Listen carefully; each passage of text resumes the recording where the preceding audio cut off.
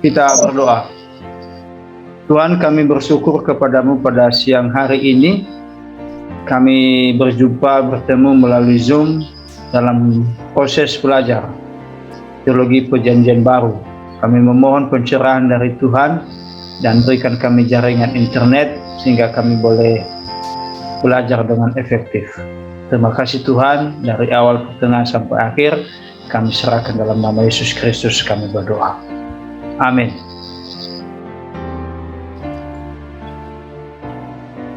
Baik, kita akan belajar pada pertemuan ini terkait dengan lanjutan pembelajaran kita beberapa hari yang lalu.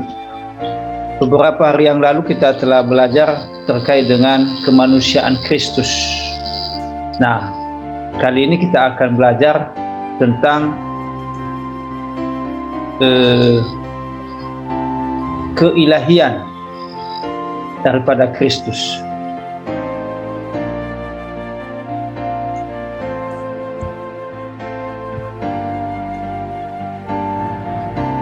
Ya, ini slide-nya kelihatan ya? Kelihatan, Pak. Ya, baik. Jadi sekali lagi beberapa hari yang lalu kita belajar terkait dengan kemanusiaan Kristus. Nah, kali ini kita belajar yaitu tentang keilahian Kristus. Nah, keilahian Yesus merupakan inti dari iman Kristen.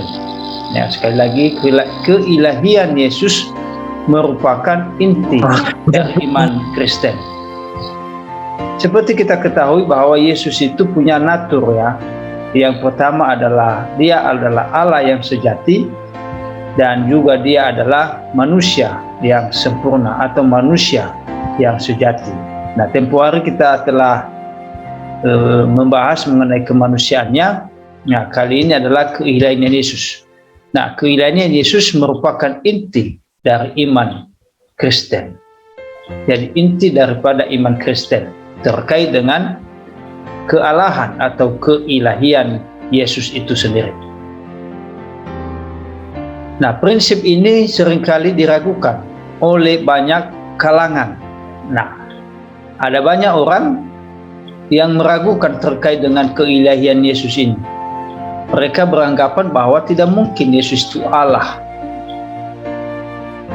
Kalau manusia, ya, tapi tidak mungkin dia itu adalah Allah. Nah, itu sebabnya prinsip terkait dengan keilahian Kristus ini, itu sebabnya seringkali diragukan oleh kalangan orang banyak. Itu sebabnya nanti dalam materi ini kita akan melihat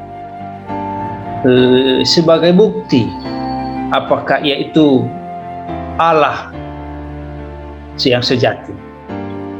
Namun bukti-bukti yang kuat tentang keilahian Yesus terlihat ya dengan tegas.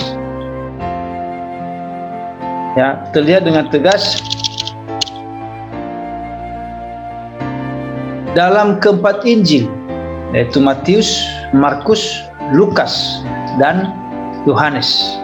Ya, kendati ada banyak kalangan meragukan terkait keilahian Kristus, akan tetapi di dalam keempat Injil, yaitu Matius, Markus, Lukas, dan Yohanes, sangat tegas dengan memberikan bukti yang valid ya, terkait dengan keilahian Kristus ini.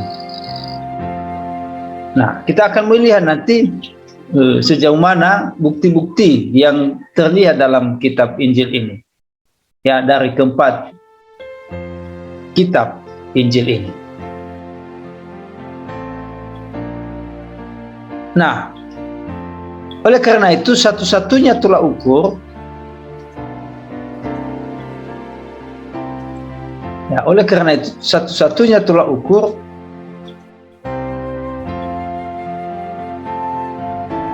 yang benar untuk menetapkan apakah Yesus adalah Allah yang menjelma menjadi manusia atau bukan, ya, tidak lain adalah Alkitab sendiri. Artinya bahwa yang menunjukkan atau yang membuktikan atau menjadi tolak ukur dalam membuktikan, menetapkan dan memperlihatkan Yesus itu Allah yang menjelma menjadi manusia, tidak lain dan tidak bukan selain daripada Alkitab itu sendiri. Jadi di dalam Alkitab itu sendiri sangat eksplisit, ya, sangat jelas mengungkap atau menyatakan terkait dengan kealahan atau keilahian daripada Yesus Kristus. Artinya bahwa yang membuktikan, yang memperlihatkan keilahian Kristus bukan logika manusia, bukan kepintaran manusia, bukan kehebatan manusia, bukan hikmat daripada manusia, tetapi Alkitab itu sendiri yang menetapkan, yang membuktikan bahwa Dia itu Allah, atau terkait dengan keilahian Yesus Kristus. Jadi itu sebabnya Alkitab berguna, bermanfaat, karena di dalamnya tertuang apa dan bagaimana kehidupan daripada Yesus Kristus itu sendiri. Jadi kendati banyak kalangan yang meragukan terkait dengan keilahian Kristus, tetapi kita bisa memberikan apologetik, ya. Kita bisa memberikan pembelaan terkait dengan Kristus itu berdasarkan Alkitab. Ya, itu sebabnya dikatakan bahwa back to the Bible, ya, kembali ke Alkitab. Apa kata Alkitab? Apa menurut Alkitab? Apa pandangan Alkitab? Bukan pandangan manusia. Kalau pandangan manusia, ya tentu terbatas untuk memahami keilahian Kristus, karena manusia sangat berkekurangan dan terbatas, tidak sempurna. Tetapi kalau pandangan Alkitab, perspektif Alkitab, apa kata Alkitab, pasti mengungkap dengan sempurna siapakah itu Yesus itu sendiri, terkait dengan keilahiannya atau kealahannya. Jadi poinnya di sini Alkitab adalah sebagai tolak ukur yang absolut, ya, terkait dengan keilahian Kristus.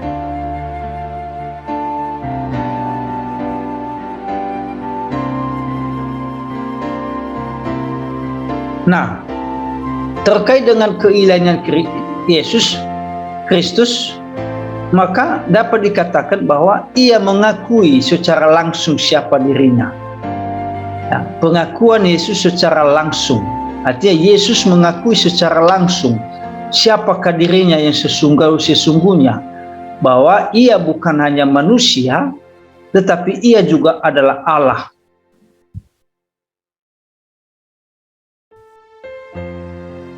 Ya, Ia juga Allah. Klaim keilahian Yesus Kristus sebagai Allah merupakan kepercayaan yang berlangsung yang berasal langsung, secara langsung dari pengakuannya sendiri. Jadi artinya bahwa terkait dengan kealahannya, keilahiannya, ya, Ia mengakuinya secara langsung bahwa Ia adalah Allah yang menjelma menjadi manusia.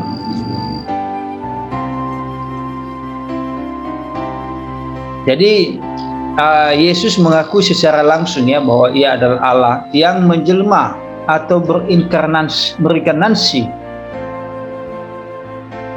menjadi manusia. Itu sebabnya orang sering katakan bahwa Allah menjadi manusia, hidup di tengah-tengah umat manusia dan berada di tengah-tengah umat manusia. Nah, menurut Bruce dan Martin, kepercayaan pada keilahian Kristus berasal langsung dari pernyataan tentang Dia di dalam Alkitab, dan klaim kesetaraan Kristus dengan Allah mendasari pengajarannya sejak awal. Jadi ini pandangan pakar, ya, atau teolog yang mengatakan bahwa kepercayaan pada keilahian Kristus berasal langsung dari pernyataannya tentang Dia di dalam Alkitab. Berarti pernyataan Yesus secara langsung bahwa Dia adalah Allah, Dia nyatakan di dalam Alkitab. Artinya Alkitab secara eksplisit, secara gamblang, secara tegas menyatakan bahwa Yesus itu adalah Allah. Jadi bersumber daripada para teolog atau bersumber dari kalangan-kalangan tadi yang meragukan terkait tentang keilahian Kristus. Tetapi menurut Bruce bahwa keilahian Kristus, Yesus menyatakan dirinya secara eksplisit di dalam Alkitab. Jadi selain itu Bruce mengatakan bahwa klaim kesetaraan Kristus dengan Allah mendasari pengajarannya sejak awal. Klaim kesetaraan Kristus dengan Allah mendasari pengajarannya sejak awal. Jadi dasar pengajarannya sejak awal adalah dia mengabarkan, dia menyatakan, dia menyampaikan bahwa ia adalah Allah yang bukan hanya manusia.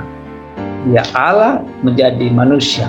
Jadi dalam diri Kristus itu dia adalah Allah dan juga dia manusia. Berbicara tentang dia Allah, maka di dalam Alkitab dinyatakan dan mendasari pengajarannya sejak awal terkait dengan dirinya yang sesungguhnya bahwa ia adalah Allah.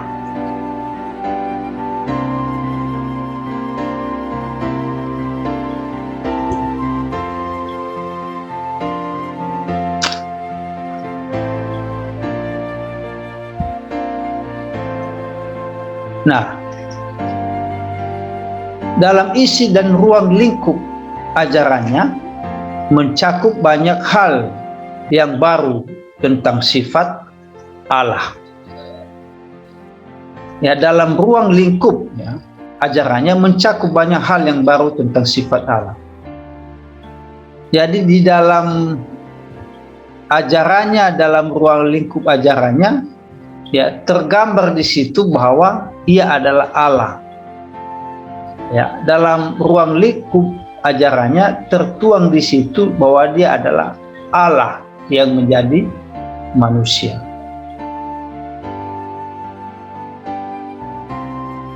Tidak hanya para murid, tetapi juga orang Yahudi segera menyadari bahwa ia menegaskan kesetaraannya dengan Allah. Itu bisa kita baca di dalam Yohanes pasal 5 ayat 18. Kalau boleh silakan dibaca kalau ada yang bawa Alkitab.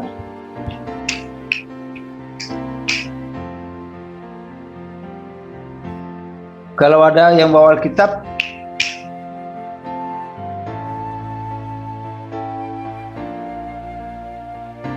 silakan dibaca kalau ada. Yohanes pasal 5 ayat 18.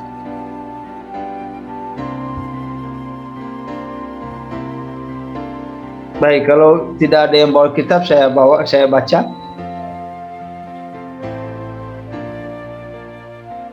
Yohanes pasal 5 ayat 18. 18 ya Pak? Yohanes pasal 5 ayat 18. Silakan dibaca. Ayat 18, sebab itu orang-orang Yahudi lebih berusaha lagi untuk membunuhnya, bukan saja karena ia meniadakan hari Sabat, Allah adalah Bapanya sendiri, dan dengan demikian. Nah, kemudian tadi pertama adalah ia mengakui dirinya secara langsung, dan sekarang adalah Yesus menyebut dirinya adalah anak.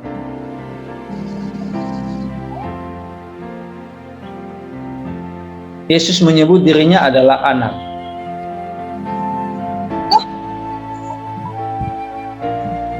Dalam Injil kita dapat Allah dalam Lukas pasal 22 ayat 70 dalam Injil-Injil kita dapat menemukan kisah-kisah di mana para penulis Injil memberi informasi kepada para pembacanya bahwa Yesus Kristus adalah Allah. Nah, dalam Injil-Injil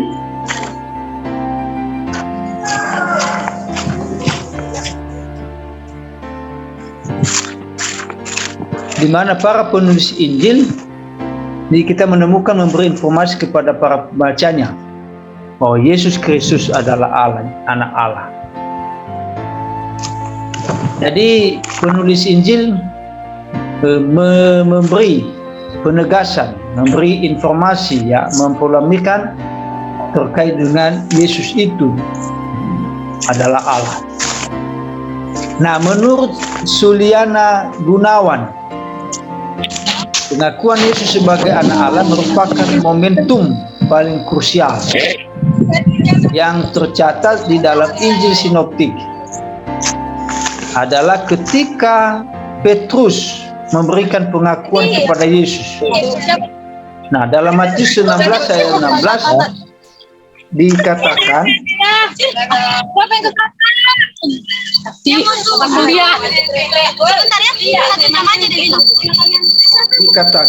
maka jawab Simon Petrus, engkau adalah Mesias, anak Allah. Bisa nggak dengar itu? Tolong diam dulu, matiin mic. Kita nggak dengar itu. Jadi ya ada jaketnya. Hesti, Iren, tolong matiin mic kalian.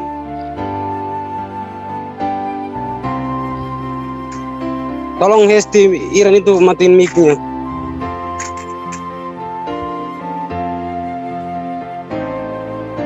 ya, sudah, kita teruskan.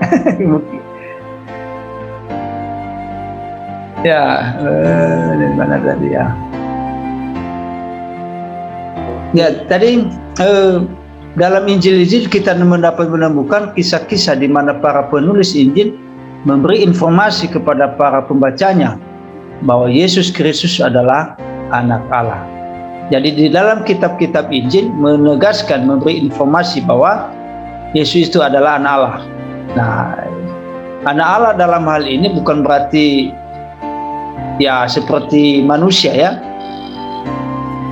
Ya, ini seringkali saya jelaskan ini.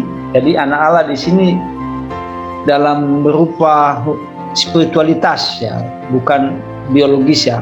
Jadi spiritualitas. Jadi ini seringkali menjadi serangan bagi kita terkait dengan anak Allah ini. Karena mereka berkata tidak mungkin Allah itu memiliki anak. Nah, ini seringkali menjadi, bahkan bukan seringkali, tetapi ini menjadi serangan bagi kita yang mengatakan bahwa tidak mungkin Yesus itu anak Allah. Karena Allah itu tidak mungkin juga punya istri atau suami, begitu. Nah, mereka tidak tahu bahwa anak Allah di sini menunjukkan hubungan spiritualitas melebihi daripada spiritualitas manusia, ya, yang bagi kita tidak masuk akal, ya, tetapi ini bagi Allah pasti ini terjadi, ya. Jadi sekali lagi bahwa anak Allah ini yang ditandai di dalam Yesus Kristus, kitab-kitab Injil memberikan informasi dengan valid, akurat terkait dengan hal itu. Nah, menurut Suliana Gunawan, pengakuan Yesus sebagai anak Allah merupakan momentum paling krusial, ya.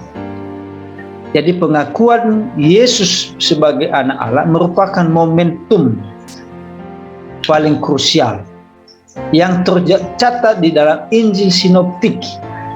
Jadi berkaitan dengan keilahian Kristus, ya, merupakan momentum yang paling krusial yang tercatat. Ya, ketika Petrus memberi pengakuan kepada Yesus, ya, dia berkata, engkau adalah Mesias, anak Allah yang hidup. Artinya bahwa keilahian Kristus dikenal, ditegaskan. Petrus tahu bahwa Yesus itu adalah Allah. Ya, engkau adalah Mesias yang diurapi. Engkau adalah anak Allah yang hidup. Jadi kembali kepada banyak kalangan yang meragukan terkait dengan keilahian Kristus, maka ayat ini menegaskan bahwa Yesus itu sungguh-sungguh adalah Allah, anak Allah yang hidup, dan dia adalah Mesias yang diurapi. Pak, boleh nanya Pak? Ya, silakan, boleh. Tadi di sini kita lihat bahwa saya mau tanya tentang kemanusiaan Yesus ini Pak, yang disebut sebagai anak. Oh ya, silakan. Ini saya mau tanya tentang adakah di dalam pribadi Yesus sebagai anak itu punya kekurangan dan punya kelebihan? Ya. Apakah di dalam Yesus sebagai manusia yang anak Allah punya kelemahan dan kekurangan? Nah, di dalam pelajaran kita beberapa hari yang lalu bahwa Yesus adalah manusia yang sempurna.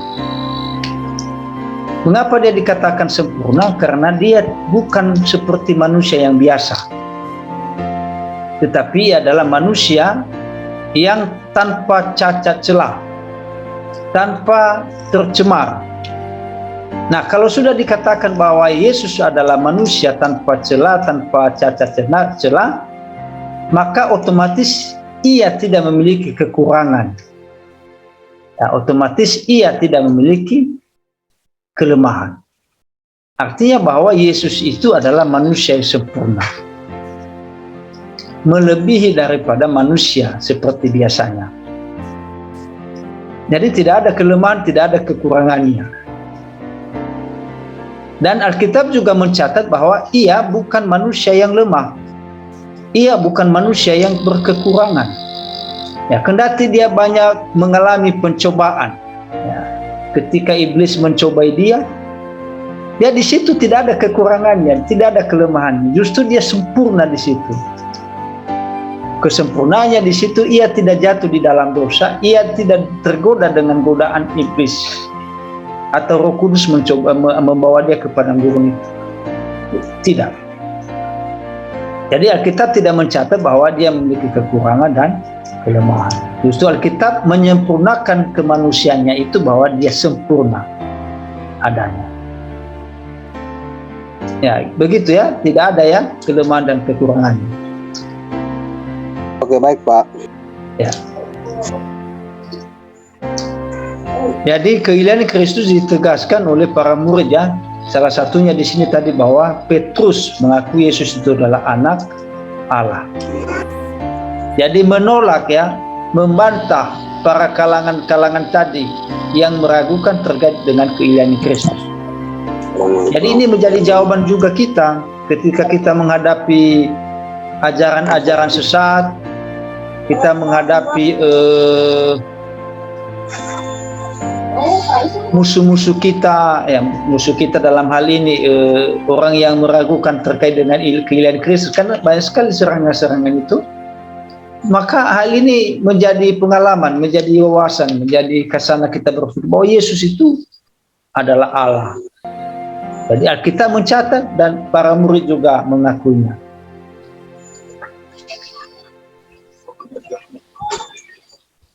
Nah, terkait dengan keraguan keilahian Kristus ini dari dulu sampai sekarang terjadi.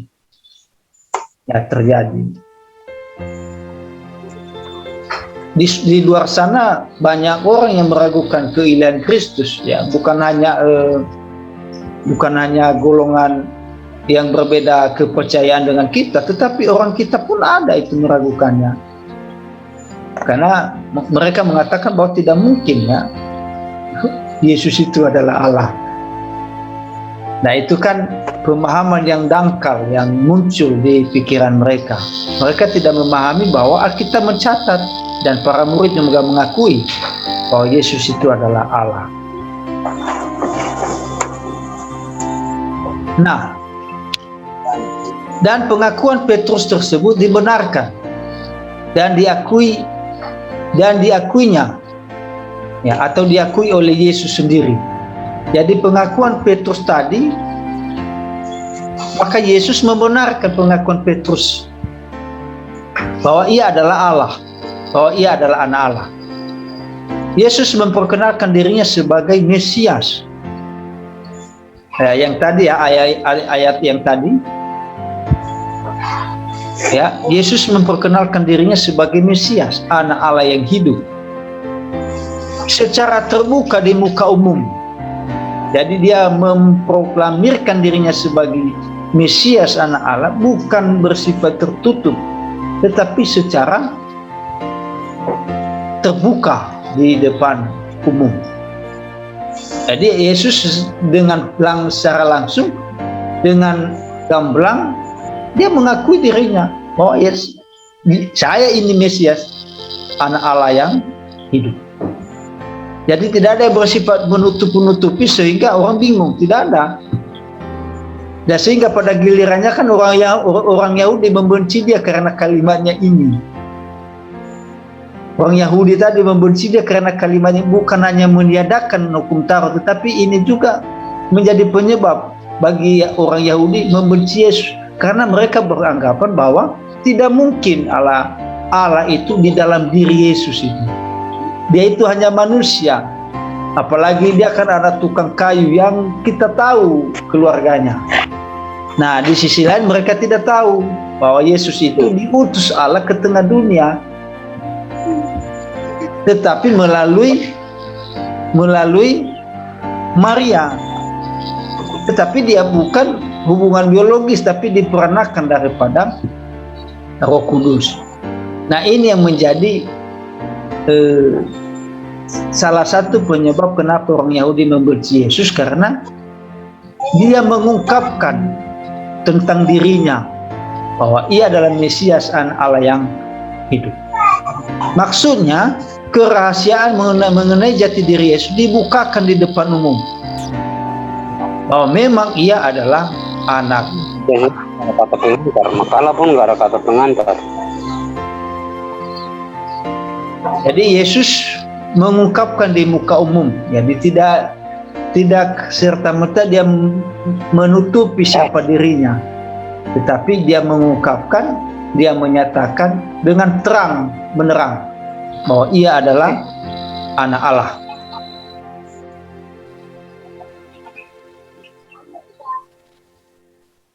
Nah, pernyataan Yesus adalah anak Allah itu berarti ia memiliki sifat-sifat yang sama dengan Allah.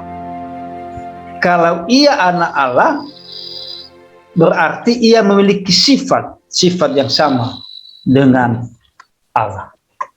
Jadi dengan demikian maka dapat dikatakan bahwa Yesus itu adalah Allah, bukan hanya manusia. Karena dia adalah anak Allah, maka ia memiliki sifat yang sama dengan Allah. Seorang anak memiliki sifat yang sama, spesies yang sama, esensi yang sama dengan ayahnya. Nah, ini pandangan ininya. Jadi kalau ia anak Allah, maka ia adalah Allah. Apa yang dimiliki oleh Allah, sifat Allah, maka dimiliki oleh anak Allah. Dia miliki. Anak Allah juga memiliki sifat Allah. Ya, Scott Moore menyimpulkan seperti yang dikutip Josh Duell bahwa baik murid-murid maupun musuhnya mengerti berdasarkan latar belakang Yahudi mereka bahwa istilah anak Allah tersebut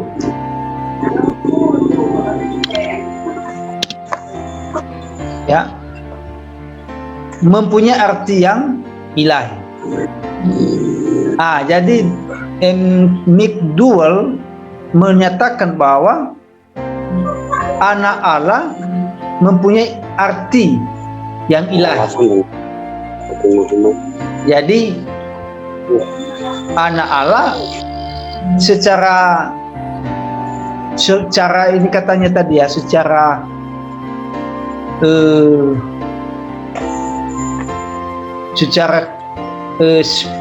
spesies yang sama, maka dapat dikatakan dia adalah Allah atau ilahi. Penulis Injil Markus juga mencatat kisah roh-roh jahat yang menyebut Yesus, engkau anak Allah. Oh ya, jadi roh-roh jahat pun menyebut Yesus adalah anak Allah. Apalagi orang yang normal ya, yang sehat ya, yang tidak kerasukan setan. Roh jahat aja mengakui dan menyebut Yesus anak Allah. Ya, itu bisa kita baca dalam Markus ya, Markus 3 ayat 11.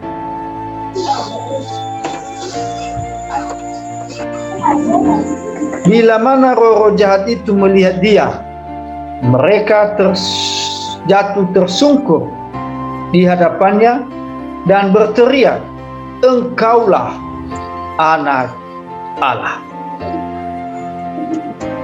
Jadi bukan hanya para murid, ya, bukan hanya orang Yahudi juga, tetapi roh jahat sekalipun ya menyebut Yesus adalah anak Allah. Nah, kembali bahwa kalau dia dikatakan anak Allah, maka otomatis dia adalah Allah.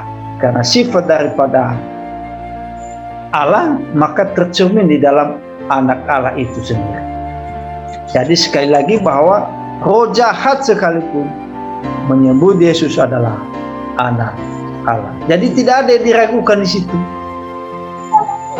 Jadi kendati ada banyak kalangan meragukan terkait dengan keilahian Kristus, di Alkitab sangat eksplisit menyatakan demikian. Bahkan kita bisa katakan bahwa roh jahat pun ya mengaku Yesus itu adalah anak Allah.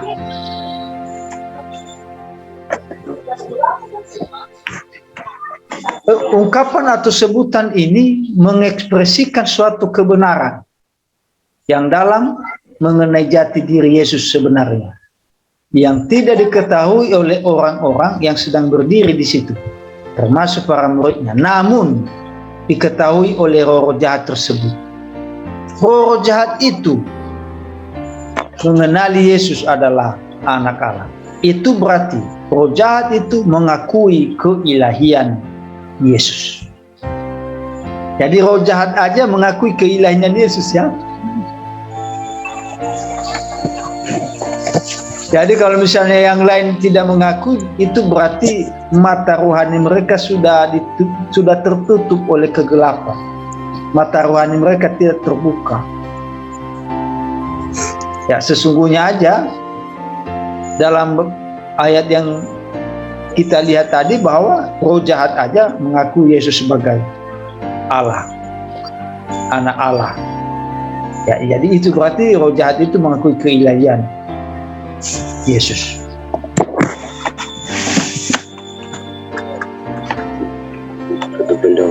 Dalam Injil Markus pasal 14 61 sampai 64 menulis. Apa kalau berdua juga tahu? Imam besar itu bertanya kepadanya sekali lagi. Katanya, apakah engkau Mesias, anak dari yang terpuji? Jawab Yesus, akulah dia.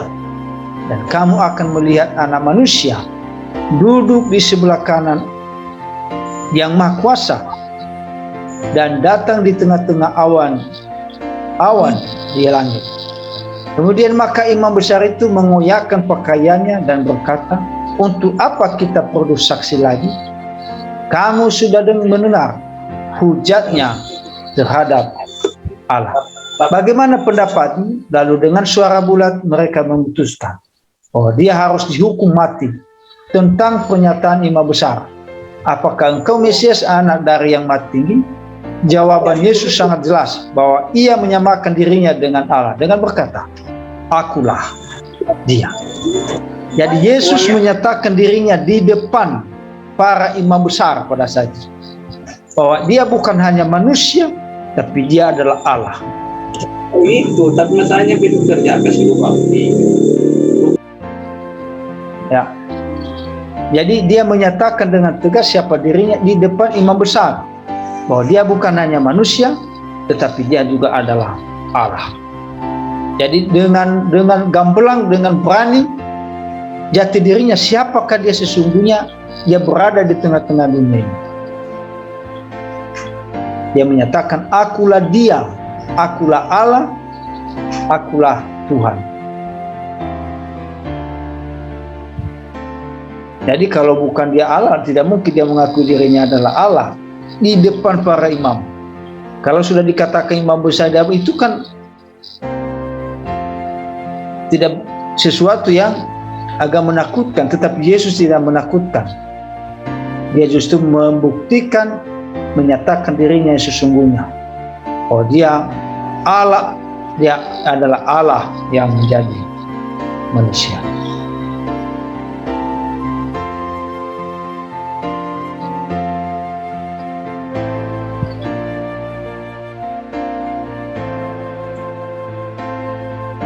Ya, Yesus secara terang-terangan ya, menyatakan dirinya sebagai Mesias, anak manusia dan anak Allah. Mendengar jawaban Yesus, imam besar mengoyakkan pakaiannya. Ya, imam besar mengoyakkan pakaiannya. Nah, kemudian tadi adalah Yesus menyebut dirinya sebagai anak Allah, dan sekarang adalah Yesus mengakui atau menyamakan dirinya dengan Allah. Ya, Markus 14 ayat 1. Markus 14 ayat 61 sampai 64. Yesus menyebut Allah itu sebagai Bapa. Yesus menyebut Allah itu sebagai Bapanya.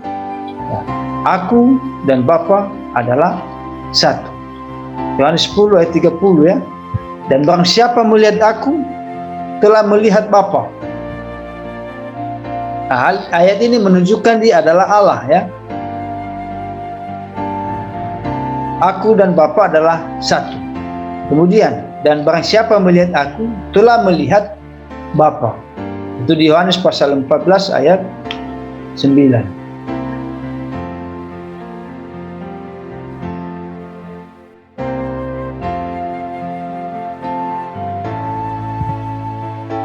Ketika Yesus mengakui bahwa aku dan Bapa adalah satu, sekali lagi orang-orang Yahudi mengambil batu untuk melempari Yesus. Jadi orang Yahudi tidak senang ya, tidak senang dengan pengakuan Yesus itu. Mereka tidak menerima pengakuan Yesus yang mengatakan bahwa ia adalah Allah. Ya, orang Yahudi mengambil batu lalu melempar Yesus kan. Jawab orang Yahudi itu, karena engkau sekalipun hanya seorang manusia saja menyamakan dirimu dengan Allah. Jadi Yesus dibenci karena pengakuannya bahwa ia adalah Allah. Orang Yahudi tidak menerima dan tidak mengakui, sehingga Yesus dilempari dengan batu. Mengapa mereka tidak mengakui dan menerima Yesus sebagai Allah? Nah, disebabkan karena mereka melihat daripada silsilah Yesus itu. Bagi mereka, bahwa tidak mungkin anak tukang kayu menjadi Allah. Dan tidak mungkin manusia itu jadi Allah. Nah, itu pandangan mereka. Nah, tentu hal ini disebabkan karena mata rohani mereka sudah dikuasai oleh kebencian, sudah dikuasai oleh kegelapan, dan sudah dikuasai oleh karena kesombongan dirinya, dan juga disebabkan karena mereka tidak melihat kisah daripada kehadiran Kristus itu ke dalam dunia. Kalau sudah tahu kisah daripada mengapa Yesus itu datang dan melalui apa ia berproses menjadi manusia, pasti mereka mengakui dan menerima. Hanya saja mereka tidak memahami daripada kisah itu sendiri. Nah, sehingga dengan Yesus mengatakan bahwa ia adalah Allah, maka mereka membenci, maka mereka memusuhi, maka mereka melempari batu.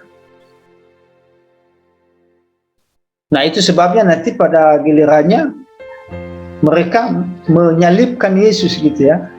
Walaupun dalam pandangan kita penyaliban Yesus adalah penebusan dari dosa, tetapi dalam pemahaman mereka bahwa mereka menyalibkan Yesus itu karena Yesus mengakui dirinya adalah Allah. Tetapi dalam sisi iman kekristenan atau di dalam Alkitab bahwa Yesus disalibkan karena penderitaan akan dosa umat manusia. Jadi bukti bahwa dia adalah Allah, orang Yahudi membenci dia, orang Yahudi memusuhi dia atas pengakuannya sebagai Allah yang sejati. Kemudian Robertson menjelaskan kata satu. Ya, ini tadi lanjutan dari aku dan Bapa adalah satu. Maka Robertson menjelaskan kata satu tersebut bersifat netral, bukan maskulin. Artinya bukan satu orang, tapi satu inti atau satu sifat dasar. Ya, bukan satu orang, tapi satu inti atau satu sifat dasar. Ya, sifat dasar itu adalah keilahiannya ya. Aku, Bapa dan aku adalah satu. Nah, satu itu menurut Robertson bukan satu orang, tapi satu inti, satu sifat dasar. Jadi kalau dikatakan satu sifat, satu inti, satu dasar itu adalah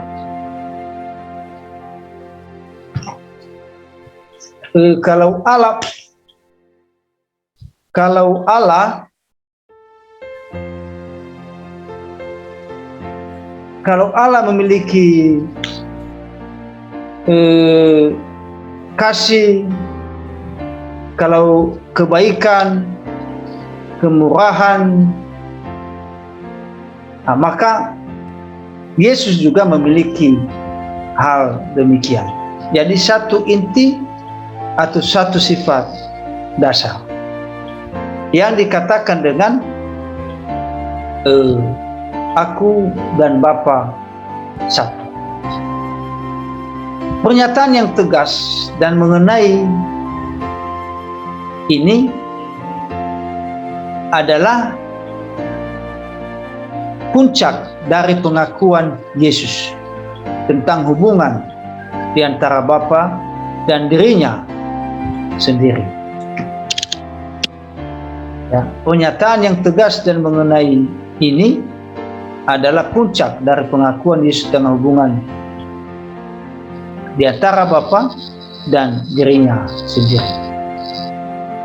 Jadi kata Bapa dan aku adalah satu, pernyataan yang tegas ya, atau puncak dari pengakuan antara Bapa dan dia sendiri. Jadi antara Bapa dan dia adalah satu.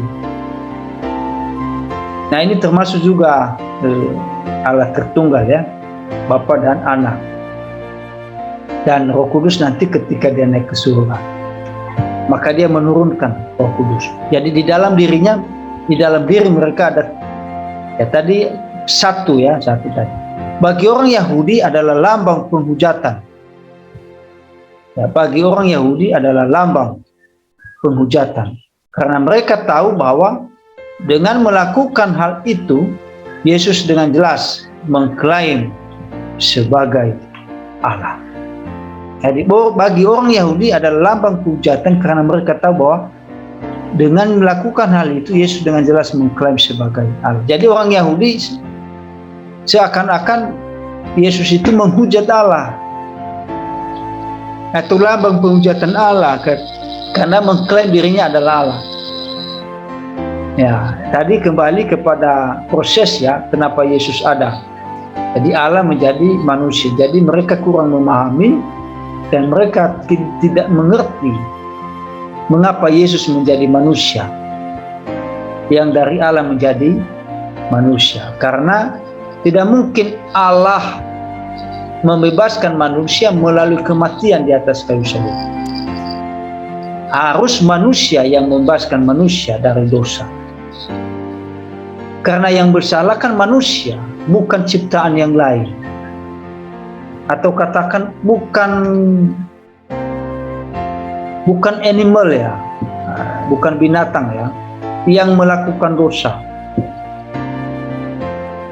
Ya kalau misalnya animal yang melakukan, ya saya pakai bahasa animal.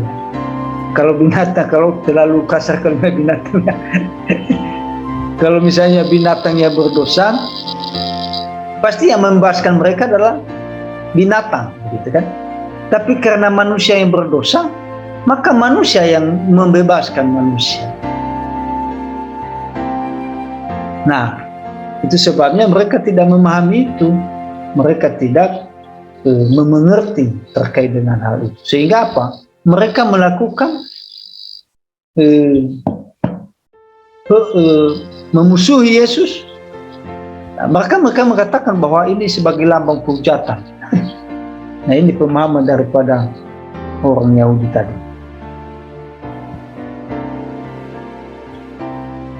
Lebih jauh lagi di dalam Yohanes pasal 5 ayat 17 sampai 18. Tetapi ia berkata kepada mereka, Bapakku bekerja sampai sekarang, maka aku pun bekerja juga. Sebab itu orang-orang Yahudi lebih berusaha lagi untuk membunuhnya.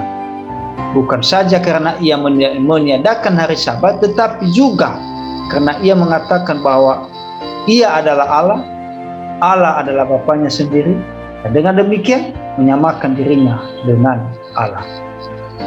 Jadi semakin mereka memusuhi Yesus ya, orang Yahudi tadi, karena dia menegaskan, karena dia membuktikan bahwa ia adalah Allah. Jadi kalau ada pertanyaan silakan dipotong ya, kalau ada. Kalau pikirannya lagi cair ya. Kalau lagi pikirannya lagi cair, silakan ditanya apa saja pertanyaannya lah. Yang penting semampu kita jawab ya. Karena biasanya jam-jam segini ya, ini serangannya ini sangat dahsyat ini kalau jam-jam segini. Diserang oleh ngantuk. Ya, makanya saya bilang kalau ada pertanyaan silakan aja dipotong, jangan segan-segan ya. Jadi kelihatan sekali bahwa tidak ada keraguan sedikit pun di benak orang yang mendengar pernyataan ini, bahwa Yesus mengaku di hadapan mereka bahwa dia adalah Allah. Jadi sekali lagi bahwa terkait dengan keilahian Kristus, maka Yesus mengakui dirinya sendiri. Dan para murid juga mengakui, termasuk Petrus tadi, dan termasuk tadi roh jahat, mengakui Yesus adalah anak Allah, Mesias, anak Allah yang hidup. Jadi kalau ada klaim-klaim mengatakan bahwa Yesus itu bukan Allah, kita jawab berdasarkan yang ada di dalam Alkitab. Jadi ini pelajaran, ini materi, dan ini mata kuliah sangat mendasar ya dalam pemahaman kita tentang Kristus. Ya, ini pemahaman kita yang mendasar mengenai teologi, kristologi. Jadi mata kuliah berkaitan dengan kristologi ini sangat mendasar ya, sangat penting untuk kita pahami terkait dengan Yesus ya. Mengapa? Karena dia itu Allah kita, dia itu juru selamat kita. Kalau pemahaman kita terkait dengan Tuhan kita, juru selamat kita tidak valid, tidak lengkap, dan tidak mendasar, kita kemudian nanti mudah goyah. Ya, kita kemudian nanti mudah diombang-ambingkan oleh pemahaman-pemahaman yang keliru terkait dengan Yesus. Jadi makanya saya bilang dari awal bahwa ini mata kuliah sangat penting. Ini mata kuliah yang mendasar di kalangan para teolog. Apalagi menyangkut terkait dengan Yesus. Mengapa? Karena dia itu Allah kita yang kita sembah. Karena dia adalah juru selamat kita. Jadi kalau dia Allah kita, kalau dia juru selamat, tidak boleh kita mengenal dia hanya sepotong-sepotong. Tidak boleh kita mengenal dia hanya sekedar saja. Apalagi kalau di kalangan calon para pendeta, calon para penginjil, atau calon para pengajar. Jadi kita mengenal, karena dasarnya pemahaman kita, dasar kekristenan kita, dasar kehidupan kita, bahwa mengenal Kristus itu, memahami Kristus itu yang sesungguhnya. Jadi mengenai kristologi ya, ini memang sangat penting, sangat berguna dalam kekristenan, apalagi kita calon pendeta dan calon para pengajar. Nah, itu sebabnya ini untuk menambah wawasan kita, menambah kasana kita, bahwa bukan hanya kita menerima materi terkait dengan teologi PB ini menyangkut kristologi, tetapi kita membaca buku-buku yang lain yang menegaskan tentang Yesus itu, bahwa ia adalah manusia dan juga dia adalah Allah yang sejati. Karena gini, perkembangan ini sangat pesat. Bisa saja kemudian nanti orang berkata bahwa Yesus itu bukan Allah. Ya. Bukan hanya sekedar pemahaman yang ada sekarang, bisa saja pemahaman lebih dasar lagi memutarbalikkan atau menyerang kita sebagai orang Kristen terkait dengan keilahian Kristus ini. Itu sebabnya bukan hanya kita mendapatkan misalnya materi dari dosen, tetapi kita juga harus memperluas ya ilmu-ilmu, wawasan-wawasan dengan cara membaca buku, tulisan-tulisan di internet kita membaca, sehingga apa? Sehingga menambah kasana berpikir kita, wawasan kita, pengetahuan kita tentang kristologi. Nah, sekali lagi, karena kristologi ini Allah kita ya, juru selamat kita. Itu sebabnya jangan hanya sepotong-sepotong kita tahu. Jangan sekedar saja kita tahu. Kita harus lihat dia dari sisi kemanusiaannya dan keilahiannya.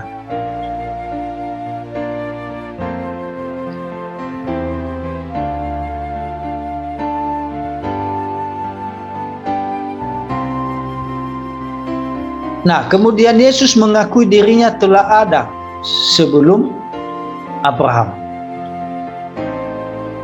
Nah, Yesus mengakui dirinya telah ada sebelum Abraham. Nah, Injil Yohanes mencatat ungkapan kata Yesus kepada mereka, "Aku berkata kepadamu, sesungguhnya sebelum Abraham jadi, aku telah ada." Itu kita baca dalam Yohanes pasal 5 ayat 50. Yohanes pasal 8 ayat 58. Ya, saya beri kesempatan untuk membaca satu orang saja ya, Yohanes pasal 5, supaya mata kita juga bergerak ya, dan tangan kita bergerak juga. Silakan, Yohanes pasal 8 ayat 58. Ada yang bisa bantu baca? Ada yang bisa bantu baca?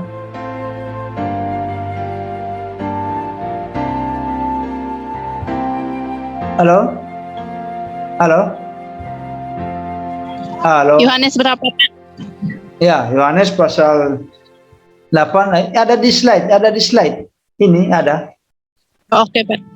Ya. Yohanes 8 ayat 58, kata Yesus kepada mereka,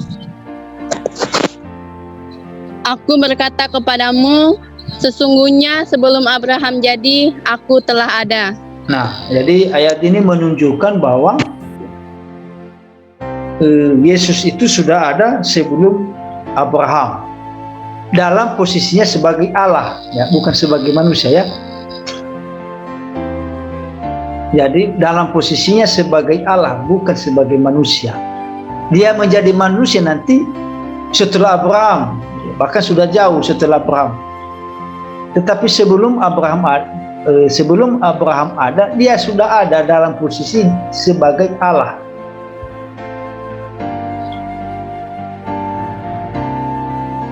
Ya, jadi dalam posisi dia ada, dalam posisi ia sebagai Allah, ia sudah ada sebelum Abraham.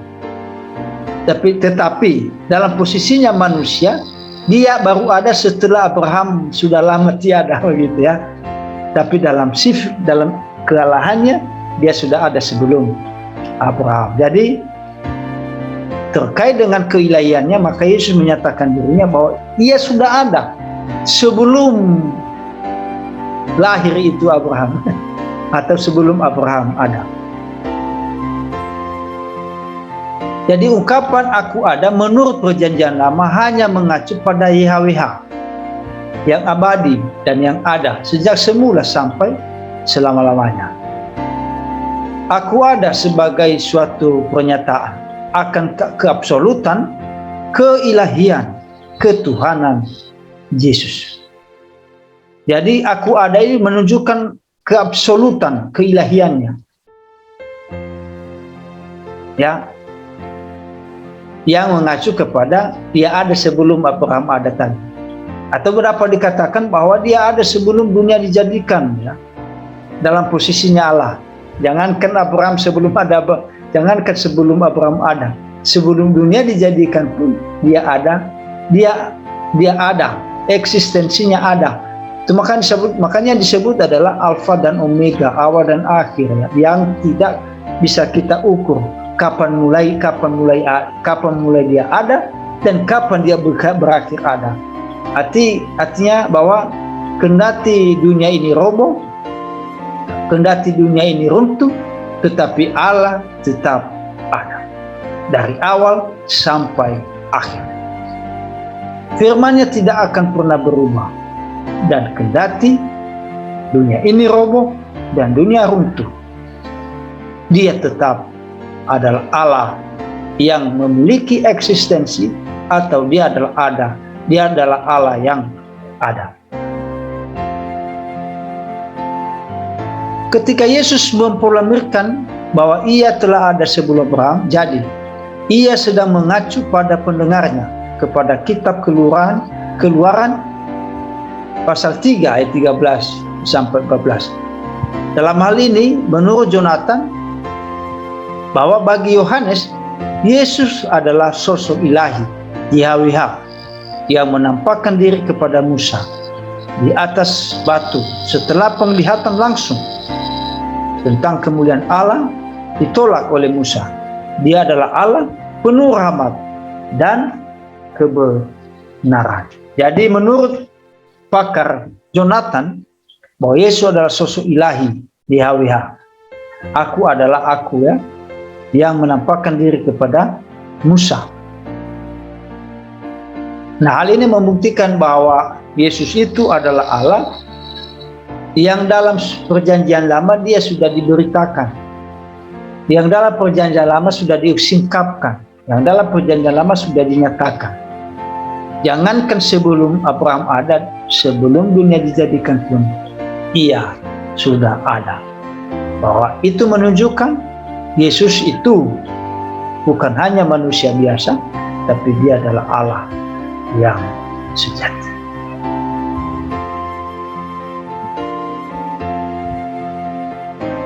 Allah menjawab Musa, aku adalah aku, ya. Aku adalah aku, atau akulah aku, menggunakan frasa ego eimi. Menurut Injil Yohanes, Yesus menggunakan istilah aku adalah lebih dari 19 kali sebagai acuan kepada dirinya sendiri. Jadi dalam Injil Yohanes, ungkapan aku ada 19 kali disebutkan. Itu artinya bahwa kata aku yang menuju kepada keilahian Kristus sangat didominan, ya, sangat didominan atau sangat penting,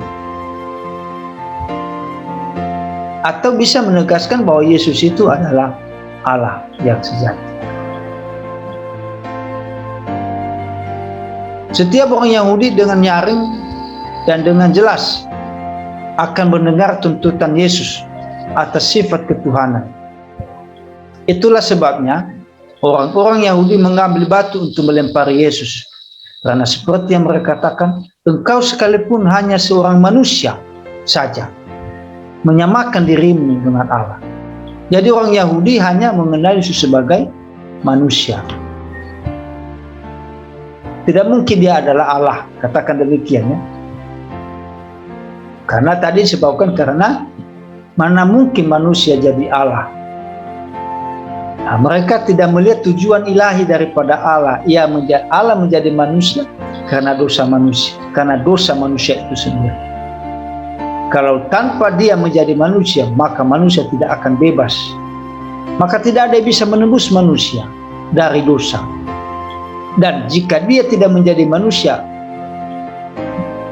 bahwa di ujung kehidupan manusia ada maut yang menanti, ada maut yang menunggu. Katakanlah ada hukuman yang kekal tanpa dia menjadi manusia.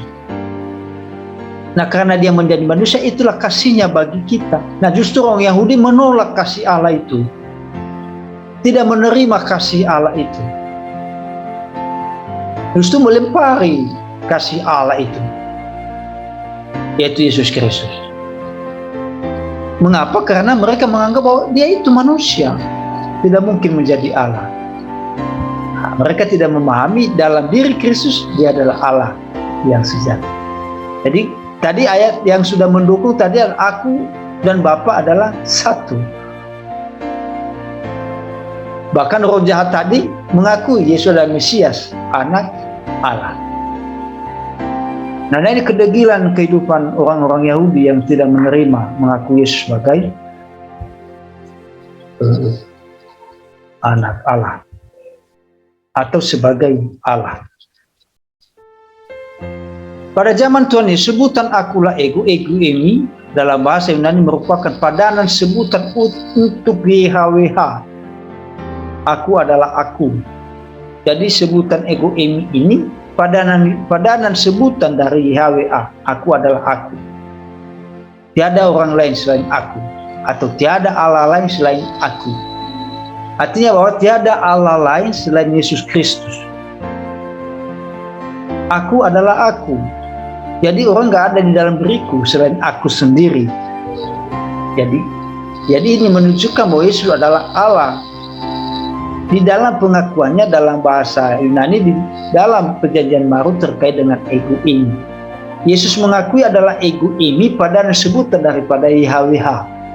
Artinya bahwa dalam perjanjian lama dia sudah ada dalam bentuk Allah. Lalu kemudian nanti dalam BB dia menjadi manusia, dan di dalam diri manusianya itu dia menyebutkan bahwa aku adalah aku, atau ego ini. Nama yang dianggap sakral dan paling dihormati oleh orang Yahudi, sehingga mereka tidak berani mengucapkannya. Sebutan ego ini yang hanya dapat dipakai untuk menyebut Allah, dipakai oleh Yesus. Jadi sebutan, sekali lagi, sebutan ego ini hanya dapat dipakai menyebut Allah, tetapi dipakai Yesus. Berarti bahwa kalau bukan Yesus adalah Allah, tidak mungkin dia menyebut ego ini. Tapi oleh karena dia Allah dalam bentuk manusia, maka dia berkata, aku adalah aku. Akulah aku. Atau ego ini. Jadi keilahian Kristus sudah ada sejak perjanjian lama. Bahkan sebelum dunia dijadikan, bahkan sebelum Abraham ada, ia sudah ada dalam keberadaan sebagai Allah. Dan kemudian menjadi manusia, di dalam zaman perjanjian baru.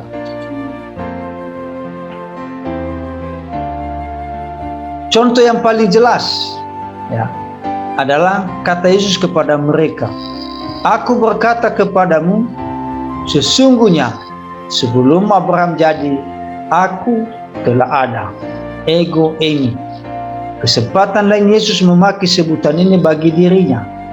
Sebab jikalau kamu tidak percaya bahwa akulah dia ego eimi, maka sekali lagi, sebab jikalau kamu tidak percaya bahwa akulah dia, kamu akan mati dalam dosamu. Jadi ini pengakuan Yesus terkait dirinya bahwa akulah dia, yang menunjukkan dia adalah Allah, terkait dengan keilahiannya. Ya, itu bisa kita baca dalam Yohanes pasal 8 ayat 24. Dalam Yohanes pasal 8 ayat 28, Yesus berkata kepada orang-orang Yahudi, maka kata Yesus, apabila kamu telah meninggikan Anak Manusia, barulah kamu tahu bahwa akulah dia, dan bahwa aku tidak berbuat apa-apa dari diriku sendiri, tetapi aku berbicara tentang hal-hal sebagaimana diajarkan Bapa kepadaku. Jadi apabila kamu meninggikan Anak Manusia, barulah kamu tahu bahwa akulah dia, dan bahwa aku tidak berbuat apa-apa dari diriku sendiri, tapi aku berbicara tentang hal-hal sebagaimana diajarkan Bapa kepadaku. Dan Yesus berkata kepada para pasukan yang hendak menangkapnya, yang berkata kepada mereka, maka Yesus yang tahu semua yang akan menimpa dirinya, maju ke depan dan berkata kepada mereka, siapakah yang kamu cari? Jawab mereka, Yesus dari Nazaret. Katanya kepada mereka, akulah dia. Jadi karena dia adalah Allah, maka dia tahu apa yang sedang terjadi, dan dia tahu dan apa yang akan terjadi. Nah, ini buktinya ketika ada pasukan yang menangkapnya, maka Yesus tahu apa rencananya, apa rencana pasukan itu terkait dengan menangkap dirinya. Nah, dengan berkata, maka Yesus yang tahu semua yang akan menimpa dirinya, maju ke depan dan berkata kepada mereka, siapakah yang kamu cari? Jawab mereka, Yesus dari Nazaret. Katanya kepada mereka, akulah dia. Ego ini. Nah, kemudian Yudas yang mengkhianati dia berdiri juga di situ bersama-sama mereka. Ketika ia berkata kepada mereka, akulah dia, mundurlah mereka dan jatuh ke tanah. Itu bisa kita baca dalam Yohanes pasal 18 ayat 4 sampai 6. Nah, kalau ada yang bisa baca, silakan dibaca. Silakan baca, saudara-saudara sekalian. Yohanes pasal 18 ayat 4 sampai ayat yang ke-6. Maka Yesus yang tahu semua yang akan menimpa dirinya, maju ke depan dan berkata kepada mereka, siapakah yang kamu cari? Jawab mereka, Yesus dari Nazaret. Katanya kepada mereka, akulah dia. Yudas yang mengkhianati dia sendiri juga di situ bersama-sama mereka. Ketika ia berkata kepada mereka, akulah dia, mundurlah mereka dan jatuhlah ke tanah. Nah, jadi hal ini menunjukkan bahwa Yesus tahu apa yang sedang dipikirkan oleh orang yang datang pada saat itu terkait dengan penangkapan. Ia tahu apa yang akan terjadi dan yang sedang dipikirkan. Itu membuktikan bahwa dia adalah Allah yang Maha Tahu.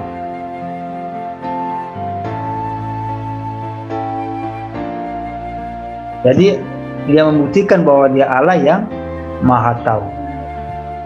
Karena tidak mungkin dia tahu itu ya. Tidak mungkin dia tidak tahu itu ya. Kalau bukan dia adalah Allah.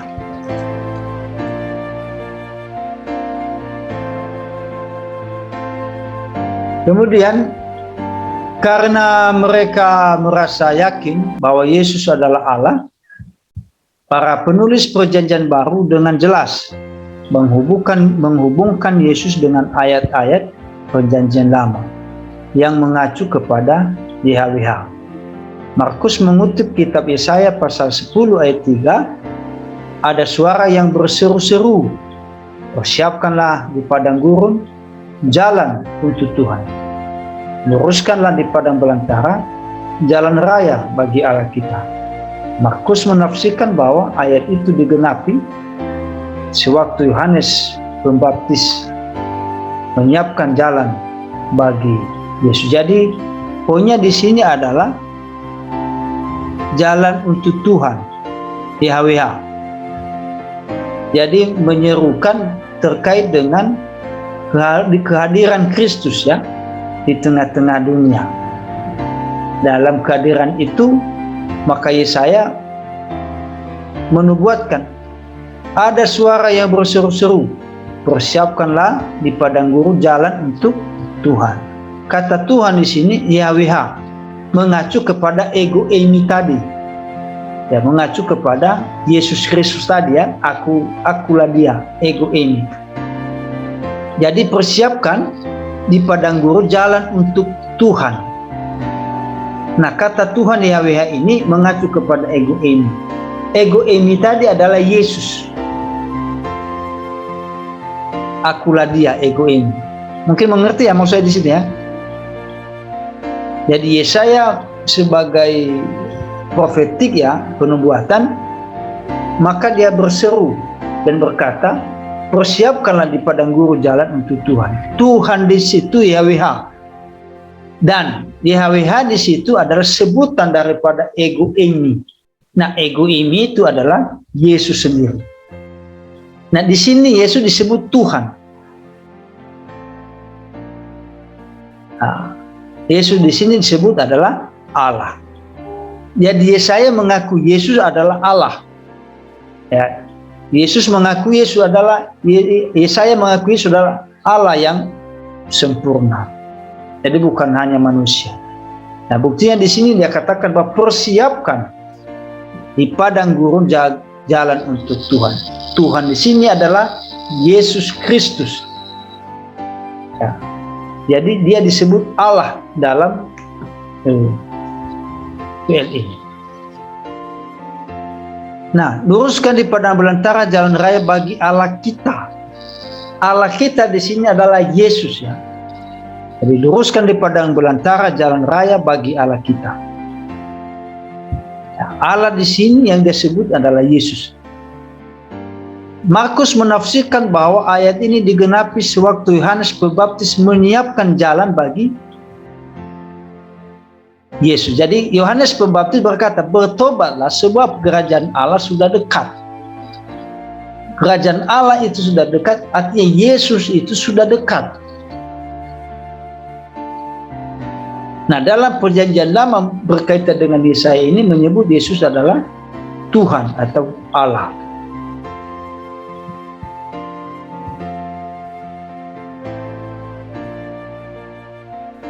Dengan demikian, tidak diragukan lagi para pemimpin Yahudi mengetahui dengan siapa Yesus menyamakan dirinya.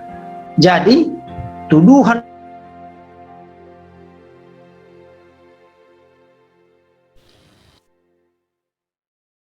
ya, tadi keputus ya. Iya, Pak. Ya, saya tidak tahu kenapa keputus saya ya, keluar saya ya. Ya, baik, ini terakhir ya tadi ya. Jadi ini terakhir ya. Dengan demikian tidak diragukan lagi para pemimpin Yahudi mengetahui dengan siapa Yesus menyamakan dirinya. Jadi tuduhan utama yang dilontarkan oleh para musuh Yesus adalah soal pengakuannya bahwa dia adalah Allah atau setara dengan Allah.